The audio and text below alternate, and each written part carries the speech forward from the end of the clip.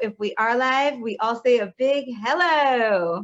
Hey everyone. Oh, we are live. Yay. Okay, that's awesome. I'm going to So, open up. um, you know, on your Facebook, it doesn't say what it is. The title is not there, just the three pictures. So you may want to put in the title. Okay, I might edit it afterwards. Okay. Yeah, I'll edit it afterwards. For right now, let me just leave my computer and hop over to my phone, which seems to be working better than my computer. Okay. Hi, everyone. Let's say our names. It's Rivka Malka Perlman. Who else we got? Tabora Burasan. Ben Klatsko. Hello, everyone. Hello. We want to start our broadcast by saying, Kodul Hashem ki tov ki de'olam chasdo. Give thanks to God for He is good. We feel very, very fortunate to be able to bring this to you. And with a prayer for anyone who is not feeling well, who is sick or even dangerously ill. What can we do for each other? We can daven, pray for each other, and we can do good deeds for each other. So may all the good deeds, God willing, that come from this broadcast that you will bring into your homes and families, may that serve as a merit to really help heal all those who need it so badly. Amen. Amen. Amen. Amen. So, we're hopping right in, and I'm going to have Rebecca Klesko. Did you want to open up on the topic? Yeah, we're just going to write the three siblings. Okay, I'm just sharing it to my social media. Okay, awesome. Awesome. So, there's a there's a concept called the 10 Commandments of marriage, and one of those commandments involves keeping the routine of the marriage, even when the marriage is going not as smoothly as you had hoped. So, for example, if you eat together each night, and tonight you happen to be upset at your spouse, don't say, "Well, I'm going to eat in the bedroom," or "I'm not going to sleep in the bedroom." The routine of marriage, the rhythm of marriage, is the skeleton that the flesh sits on. You need to have that skeleton, because if that skeleton dissipates, then the marriage disappears. So one of the commandments that maybe at some point we'll discuss the concept of commandments in marriage, but one of them is the routine of marriage is not to be interrupted, because it is the skeletal frame that keeps the predictability, the comfort level, the security of our marriage. Can I interrupt you there? I just want to be like a highlighter. I'm highlighting what you just said, because if people would know this, it would change everything to understand. So I'm just putting like a big yellow marker under that, how important the skeleton of your marriage is. And I want our audience to think of, what are the routines in our marriage? And as you, audience, are thinking of that, go for it. Rebecca, do you mind that I interrupted you? I love it. Please add any. Excited. It's not an interruption. You're like Pirish Rashi. Pirish Rashi. Pirish Rashi says, everyone pay attention. Critical wisdom. Very, very, very important. What I was saying actually is sometimes people weaponize the routine of marriage to show that they're upset, and that's a big no-no. You can't weaponize it, because that is a skeleton of marriage. So during this particular virus, COVID-19, our routines are anyways thrown totally out of whack. We go to sleep who knows when. There's no work to go to for many people, because they work out of the house. If you work in the house, so then there's still work to go to. If you're a man and you're used to davening in the morning with a minyan, maybe going to your daf yomi, and you're like, you're punctilious. You're there at 6:30 every morning, and you're davening.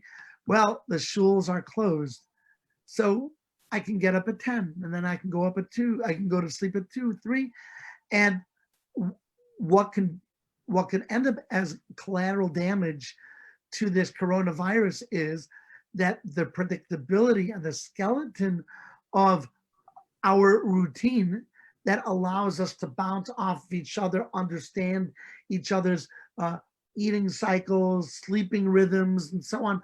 All of that can disintegrate. And that may not seem like a tragedy, but there are ancillary effects that we may not be able to predict. Some people are morning people, but they're not night people, but now they're staying up at night, which means that they're not themselves in the morning. So they're going to be a little bit snappy, or they'll sleep late and then breakfast is not ready. Or they may feel like, I have children in the home and I'm not modeling what it means to be a responsible person. So that's the question I want to put on the table to our august group. How important should we be nervous about this, or should we say, different times, we're doing the best we can? Not that much clarity in it. I'd love to hear what you have to say. Awesome. You want to go, Devar? Sure. I think the fact that you titled it under the skeleton of marriage is so important. The skeleton holds up everything. And as you said, if that disintegrates, the marriage disintegrates. And the skeleton remains the same, no matter how sick a person is, no matter what physical issues they're going through, no matter how the cells and the arteries and the veins are not working, the skeleton is the same. And so even though we all have very different schedules right now, and even though everybody's waking up much later and everything is very different, those routines are still so important to keep. They're so important because they keep the structure of family, not just couplehood, but family. If you have children home, or even within a couple, it's not just you and me, this is what families do. And that's how you keep the normalcy in the chaos. That's how, I guess you could say, you could be the chaos coordinator. You want to make sure that everything is running in a way that gives you a feeling of security, not panic, not and not chas v'shalom disillusionment, like, oh my gosh, what's going to happen in the future? What's going to be? Let's all work in a survivalist mode, because survivalism doesn't bring out the best in any of us. And so if we want to continue along in the routine, then we'll bring along this peaceful contentedness that any rituals bring along with them, that any family predictability brings along with it. My kids are away for school. They come home. We always have tons of guests in the house. And last time they came home, we thought, you know what? This is great. We're just going to have them. We haven't seen them in so long. We really want to be able to give them some personal time. And we were so excited. We made all their favorite foods. And they come to the Shabbos table and they were so disappointed. They were so disappointed. They said, it doesn't feel like home. We love the personal attention. It's amazing, but it doesn't feel like home. There's something very reassuring in the regular rhythm of a family. And if you can give that both to your spouse and to your children, it's so precious. May I ask you a question based on what you said? Mm-hmm. So it's important to have this predictability and this rhythm, but let's be practical. I mean, I'm not keeping the same schedule. I'm not. I mean, I happen to be sick, but I can't say I terribly mind being able to get up a little bit later. Would it be okay, do you think, not to have the same structure as before, but create structure, but coronavirus structure, where I think we're collapsing two things here. We're collapsing the skeleton of marriage and the routine of family. They're different. I'm not saying you need a schedule. We are totally off schedule. We are so off schedule. I have my alarm set for 9 every morning. And then I push snooze, and then I take a shower, and then I listen to music. No. We're talking totally different. And I haven't even gone downstairs yet. We're talking totally different. And I don't need to go downstairs because my kids are still sleeping. No. We're not talking about keeping to a schedule. We're talking about that skeleton that's so important, like supper together, for example. For the first few days, we didn't have supper together. My husband got hungry earlier. He ate something earlier. He was doing work from home. He moved into his office. And guess what? We barely saw each other. We saw each other less now that we're in the house than when he was going to work and he was only home a short amount of time. I'm talking about taking that skeleton that you brought up that's so important and sticking with those few things, those routines that really, really make a difference. In our house, we chose eating supper together. That turned out to be really important. It meant that there was a time where we were going to spend an hour and a half together, no matter what, just sitting around, schmoozing, talking, whatever else anybody else was doing. Those are the types of things I'm I talking like about. that. I like that. I like that. Supper. Did you want to say something? No, I'm absorbing. Oh, wait. I didn't hear you. Say it again. I said I'm absorbing the wisdom.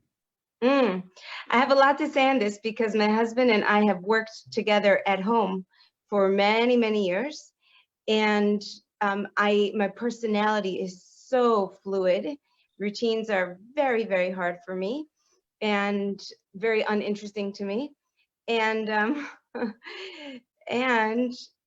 not just like systems, I'm like, I have to work on honoring a system. I don't like them naturally, but we're at home all the time. So when Reverend Klatsko was talking about the skeleton of marriage, I was thinking to myself, so what are our things since we move around each other so fluidly? What are the Perlman things? And I realized that the skeletons of a marriage, the ones that you were talking about that people can weaponize, can also be smaller gestures. So one routine that we have is every Shabbos morning we have a coffee together. It's a whole date. It's a whole event. It's very special. There's very few other things that we do in that same ceremonial way. But one of the skeletons of our marriage is if I'm working and my husband comes in, I stop working. That's like a routine. Like we can call it, that's a skeletal thing. It's not like, well, now we're more chilled about our relationship. Like I will just stop. If he calls me, I'm coming. I'm trying to think of another example of this, where like the way that we're interacting, that we don't want to lose that. That's not going to be changing. That's our skeleton. It's less physical. It's less about the physical things for us, and it's much more about keeping the skeleton, the emotional skeleton, that our relationship is still number one, even though everything else is so fluid. And like Devorah, supper has also become a really important meeting point for our family in this time, it's really nice for us. Relationships are really forged in those small acts. Those small daily routines are really what strengthens a relationship. You're very right, Rivka Malka. Yeah. Sure. Not right or wrong, just a different experience, because I think some people are very regimented and we've just learned to kind of be together, and it looks a little bit different. Can I mention something a little bit? It's sort of on topic, off topic, but Yep. it's just something I need to share. I feel like if we are all going to be in the same house, we have to cheer each other up, and we should blast the music. Please. So we've been blasting music nonstop, and we, thank God my kids play as well, so they play the music. And the other thing that our kids have taken really the initiative with, because I haven't been feeling great, but we've been doing family games every night, and the kids make up games, and it's a lot of fun. It's sort of dorky, the older and the younger ones, but you see the family wants to have structure, and they don't want to just be waiting out this virus. They want to say, this is what I went through, and look, I got something out of this. Memories. It's so beautiful. And on topic, off topic, you're reminding me of a story. Okay. So back when we were we lived in Israel, and we were scraping together our shekels. So my husband got offered a job, and it was that he could work in a yeshiva and help organize the food. The yeshiva had waiters, and he would be the kitchen person, which if you know him, he's a very elegant person. This was a big sacrifice on his part to be the kitchen person, but he did it. And 2 weeks out of the month, Friday night meal, he'd be in the kitchen in this yeshiva. The thing is, I'm newly married, I'm at home alone Friday night. So what he could have done is eaten his meal there and then come home, and then I'll eat my meal at home and shoot. 2 weeks out of the month, we don't have Shabbos together. But what he did do is that he would do this job. An hour and a half later, these boys eat really quickly. An hour and a half later, I would be sitting at home. Before he would go home, he would do this thing in his mind where he would like put a block. He told me about it. Like he would say, I'm putting everything that came before here behind me, and I'm walking in to be the husband of my wife.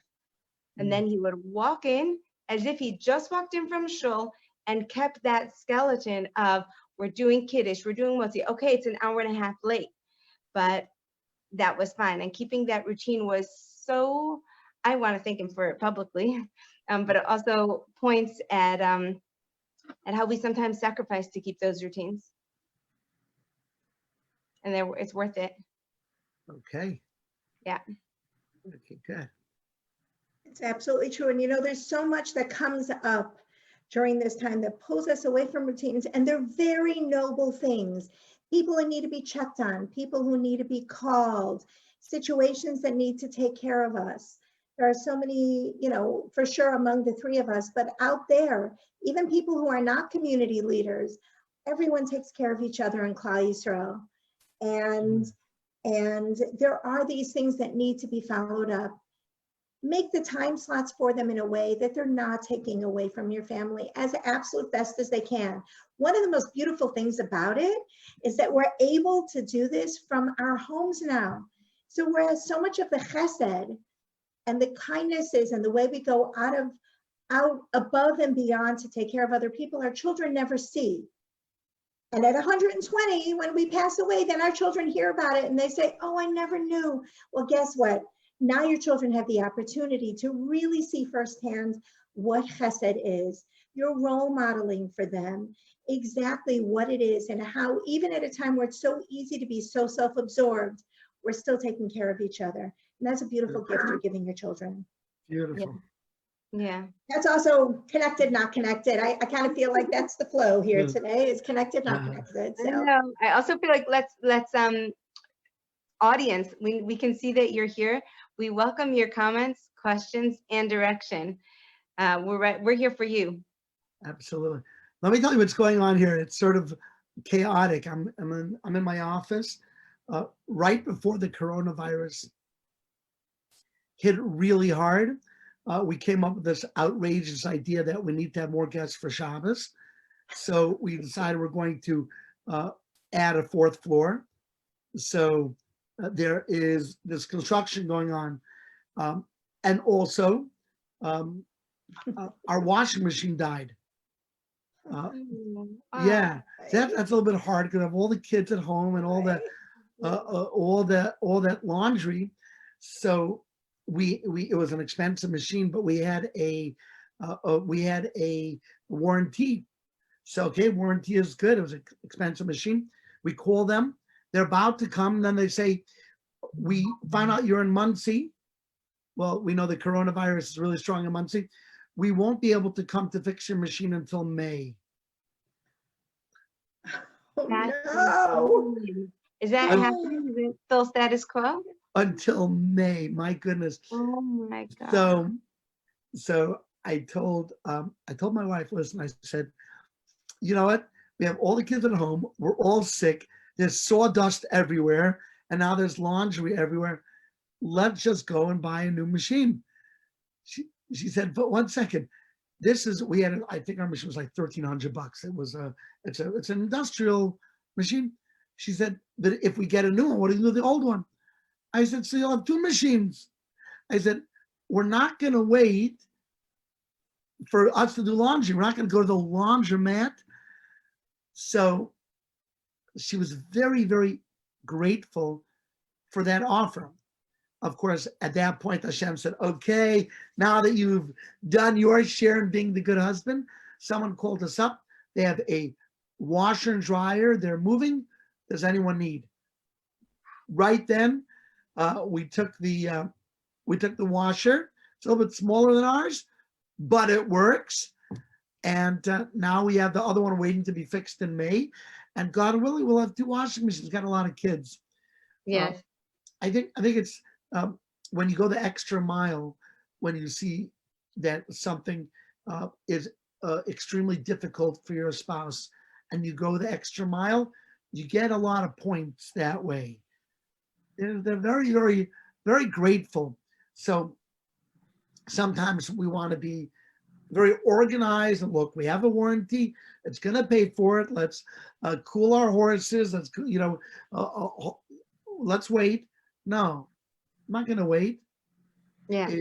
We have to make sure not to be penny wise and pound foolish. Imagine somebody who wants to fly their husband or wife to Israel, and in order to save $300, they give them an 8-hour stopover in the Ukraine. Yeah. You have to say, my spouse's agmas nefesh, difficulty, is worth the extra $300. They shouldn't have to wait 8 hours in the Ukraine, or even 4 hours. Yeah. And I'd love to just elaborate, or if you could elaborate, excuse me, the penny wise and pound foolish, where we're trying to be the responsible adult, but we're not taking. Yeah, but it's not kind. It's not kind. Your spouse is the one you want to be the kindest for, to go, and they might not do it for themselves, you know. Exactly. They just might not do it they probably won't. But if you give it to them, then they will. I remember one time early on, I was in there's something called a Beit Hachlama. It's like a convalescent home after you give birth in Israel. It's a little bit of a luxury to go, but it's not like outrageous. So you go there, there's nurses that can help you with your baby, you get a room, you rest, and there's around 3 or 4 women to a room. So I was in this place, and my husband said to me, what do you want? You know, do you want to sleep by yourself, or do you want to sleep with other people? I said, oh, it's okay. I could sleep with people. It's absolutely fine. Like, I'm just resting anyway. And he said, no. It's the same price. It's okay. Just what do you want? I said, I know that's silly that I fell for it. I said, oh, you know, I would love my own room. So I'm there in like my own suite, and we were not wealthy. I'm telling you, we were like on $400 a month. That was the that's the learning Torah salary, you know. And I'm there in my own suite with my own balcony, and I'm like, wow, I cannot get over this. I don't know why everyone doesn't do this. This is like the world's greatest thing. And I didn't find out until much later that he had done it for me. I would never have done it, and I really did need the rest.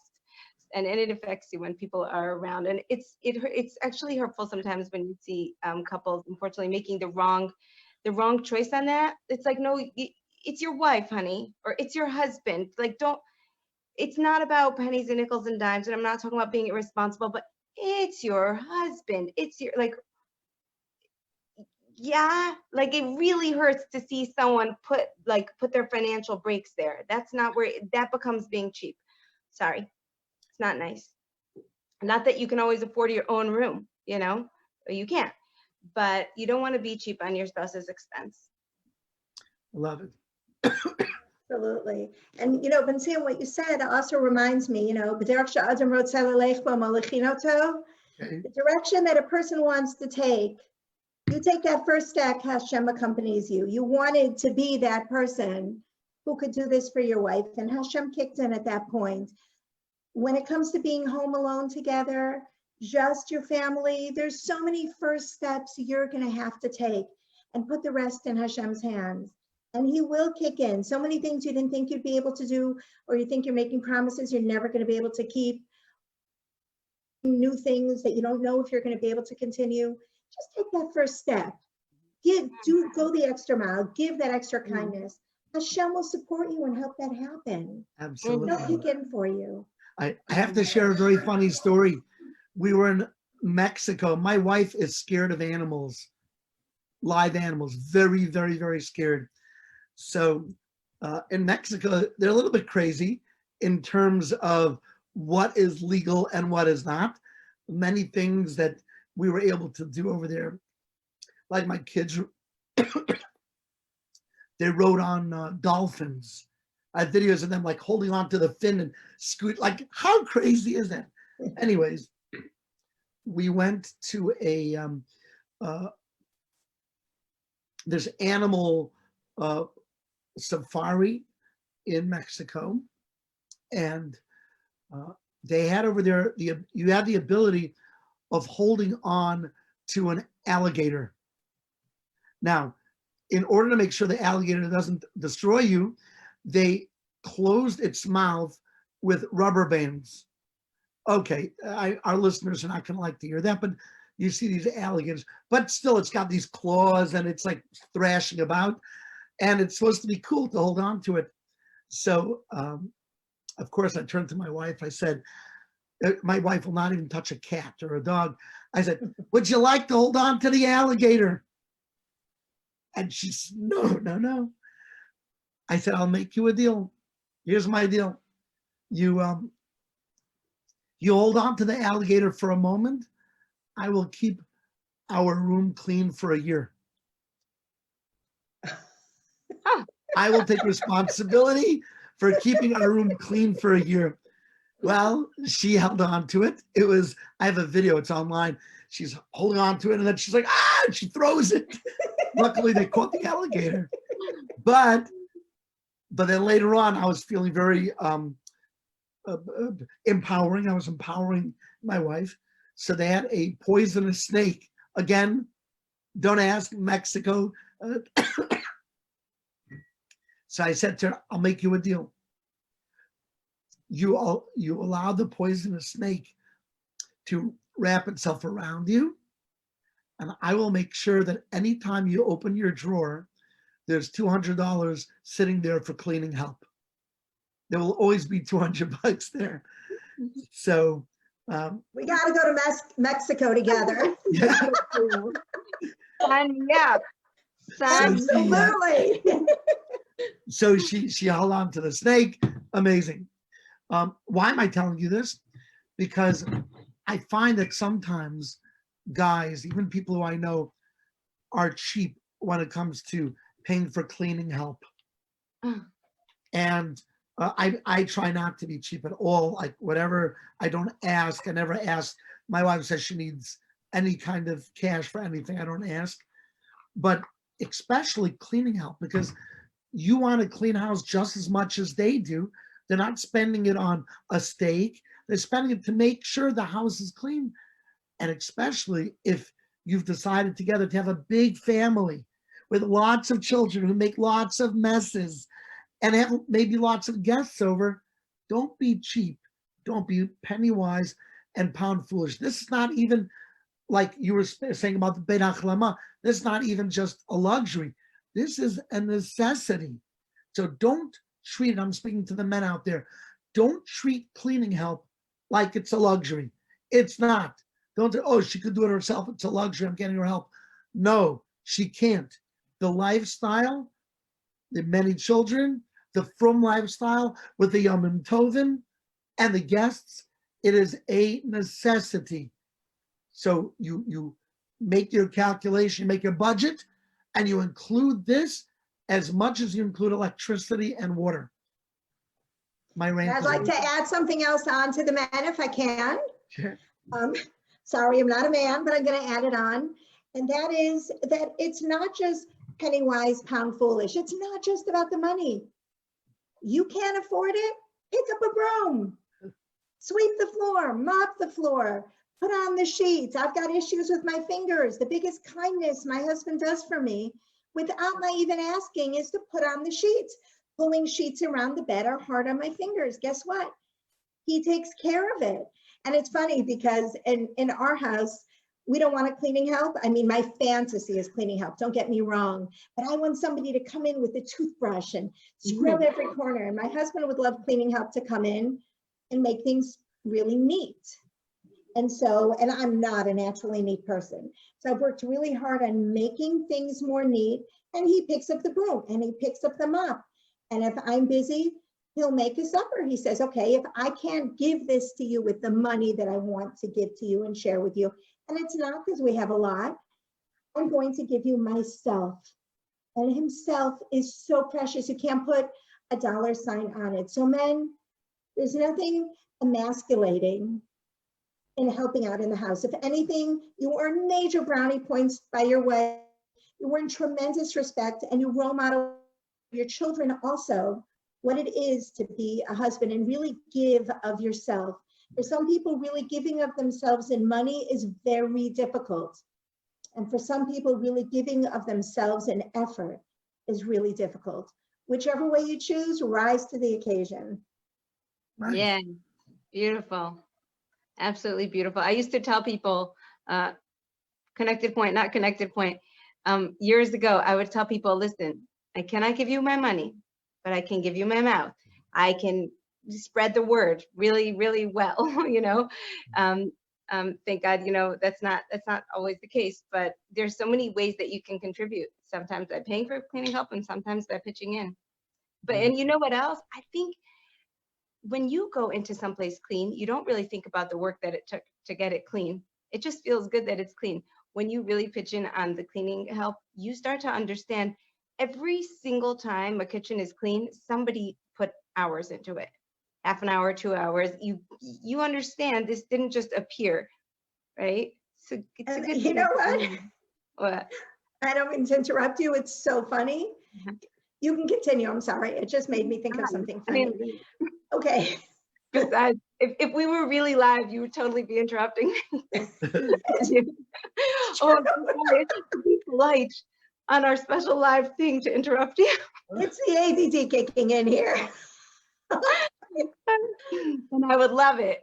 So If we stop right here, we'll have like 2 cliffhangers. Oh, how about that? Yours and hers.